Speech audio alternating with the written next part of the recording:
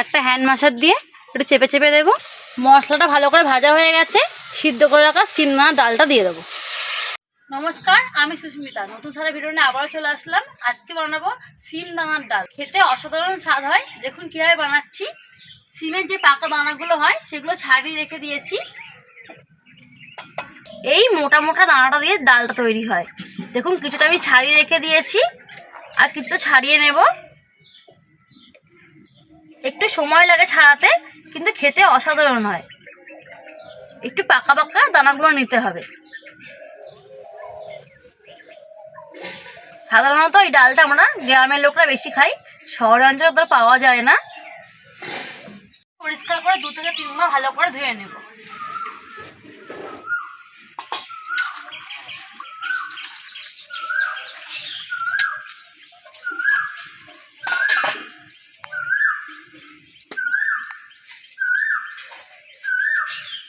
উনুন জ্বালিয়ে কড়াইতে জল বসিয়ে দিয়েছিলাম, জলটা ভালো করে গরম হয়ে গেছে।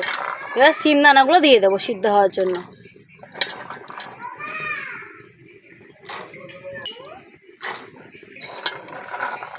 সামান্য নুন দিয়ে দেব, সামান্য হলুদ গুঁড়ো দিয়ে দেবো। হলুদটা ভালো করে মিশিয়ে নেব।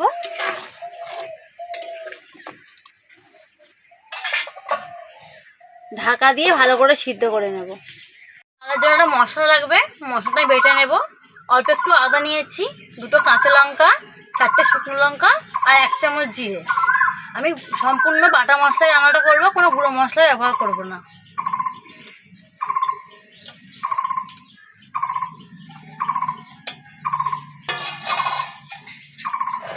জল দিয়ে ভালো করে বেটে নেব।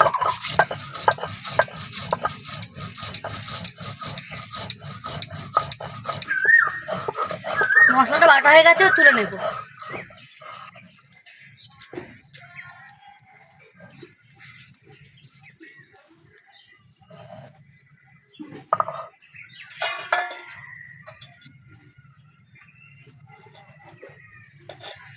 ডালটা দেখে নেব সিদ্ধ হলো কিনা। ঢাকাটা খুলে দেখে নেব। সিমদানা সিদ্ধতে একটু টাইম লাগে, এখনো সিদ্ধ হবে। ঢাকা দিয়ে দেবো আবারও। 15 মিনিট হয়ে গেছে, ডালটাকে সিদ্ধ করে নিয়েছি। ঢাকা খুলে দেখে নেব। ভালোভাবে সিদ্ধ হয়ে গেছে। একটা হ্যান্ড ম্যাশার দিয়ে একটু চেপে চেপে দেব। একটু চেপে চেপে মিশিয়ে নিতে হবে।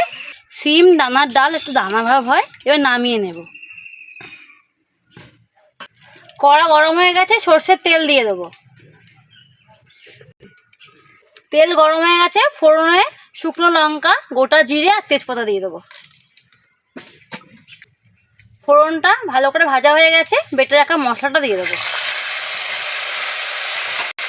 সামান্য হলুদ গুঁড়ো দিয়ে দেবো, স্বাদ মতো নুন দিয়ে দেবো। মশলাটা ভালো করে ভেজে নেব। মশলাটা ভালো করে ভাজা হয়ে গেছে, সিদ্ধ করে রাখা সিমদানা ডালটা দিয়ে দেবো।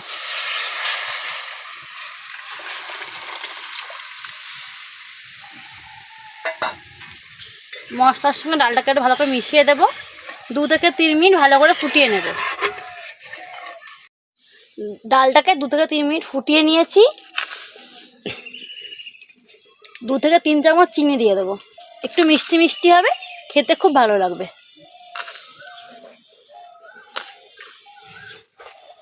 আরও 1 মিনিট ফুটিয়ে নেব, তারপর নামিয়ে নেব। বাড়িতে অবশ্যই একবার বানাবেন সিমদানার ডাল, খেতে দুর্দান্ত টেস্ট হয়। রেডি হয়ে গেছে আমার সিমদানার ডাল, এবার নামিয়ে নেব। ভিডিওটি ভালো লাগলে চ্যানেলটি সাবস্ক্রাইব করে পাশে থাকবেন।